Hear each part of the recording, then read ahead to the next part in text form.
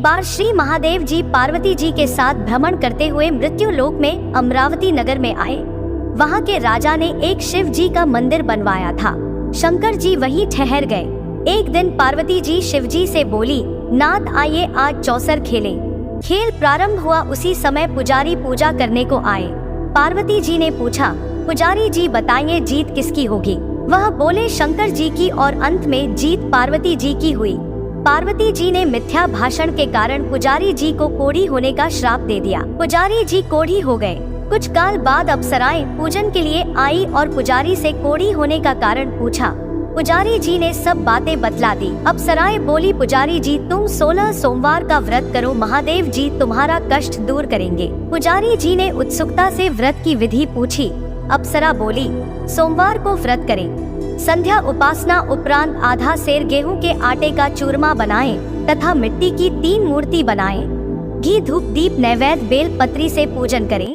बाद में चूरमा भगवान शंकर को अर्पित कर प्रसाद लें। इस विधि से 16 सोमवार व्रत कर 17वें सोमवार को 5 सेर गेहूं की बाटी का चूरमा बनाकर भोग लगाकर बांट दें। फिर सर्व कुटुंब प्रसाद ग्रहण करें।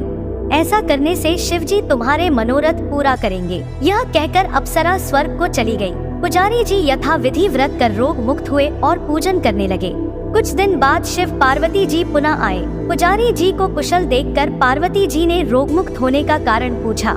पुजारी जी की कथन अनुसार पार्वती जी ने व्रत किया, फलस्वरूप कार्तिकेय जी पार्वती माता के आज्ञाकारी हुए।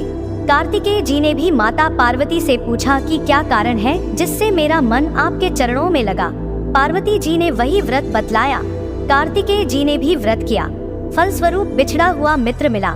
उसने भी कारण पूछा, बताने पर विवाह की इच्छा से यथा विधि व्रत किया। वह विदेश गया, वहाँ राजा की कन्या का स्वयंवर हो रहा था। राजा का प्रण था कि हथनी जिसको माला पहनाएगी उसी के साथ पुत्री का विवाह होगा। वह ब्राह्मण भी स्वयंवर की इच्छा से एक और जा बैठा। हथिनी ने माला इसी ब्राह्मण कुमार को पहना दी। धूमधाम से विवाह हुआ। तत्पश्चात दोनों सुख से रहने लगे। एक दिन राजकन्या ने पूछा कि आपने कौन सा पुण्य किया जिससे राजकुमारों को छोड़ हथिनी ने आपका वर्णन किया।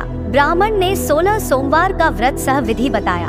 राजकन्या ने पुत्र प्राप्ति के लिए व्रत किया और सर्वगुण संपन्न पुत्र प्राप्त किया। बड़े होने पर पुत्र ने पूछा, माताजी किस पुण्य से मेरी प्राप्ति आपको हुई? राजकन्या ने सब विधि 16 सोमवार का व्रत बताया। पुत्र राज्य की कामना से व्रत करने लगा। उसी समय दूसरे राज्य के राजा के दूतों ने आकर उसे अपनी राजकुमारी के लिए वरण किया। आनंद से विवाह संपन्न हुआ।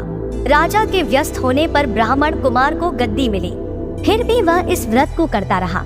एक दिन अपनी पत्नी को पूजा सामग्री शिवालय में ले जाने को कहा, परंतु उसने वासियों द्वारा भिजवा दी।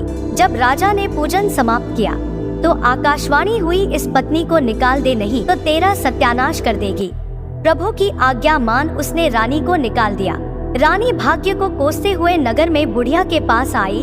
उसका हाल देखकर बुढ़िया ने उसके सिर पर सूत की पोटली रख बाजार भेजा।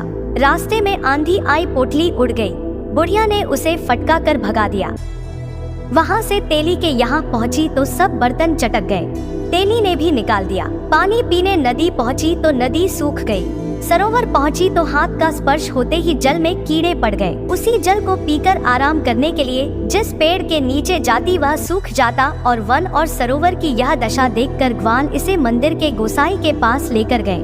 उसे देखकर गोसाई जी समझ गए कि यह कुलीन अबला आपत्ति की मारी हुई है। धैर्य बांधते हुए बोले, बेटी तू मेरे यहाँ रह, किसी बात की चिंता मत कर। रानी आश्रम में रहने लगी, परंतु जिस वस्तु पर इसका हाथ लगे उसी में कीड़े पड़ जाए।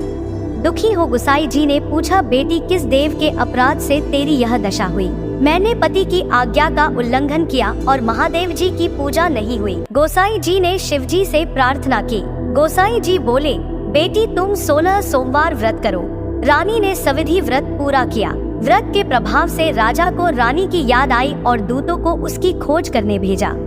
आश्रम में रानी को देखकर दूतों ने राजा को रानी का पता बताया। राजा ने जाकर गोसाई जी से कहा, महाराज यह मेरी पत्नी है। शिव जी के रुष्ट होने से मैंने इसका परित्याग किया था। शिव जी की कृपा से मैं इसे लेने आया हूँ। कृपया इसे जाने की आज्ञा दे। गोसाई जी ने आज्ञा दे दी। राजा रानी नगर में आए। नगर वासियों ने नगर सजाया, बाजे बजने लगे, मंगलाचार हुआ। शिव जी की कृपा से प्रतिवर्ष 16 सोमवार का व्रत कर रानी के साथ रहने लगे। इसी प्रकार जो मनुष्य भक्ति सहित और विधि पूर्वक 16 सोमवार व्रत को करता है और कथा सुनता है, उसकी सभी मनोकामनाएं पूर्ण होती है और अंत में वह शिवलोक को प्राप्त होता है।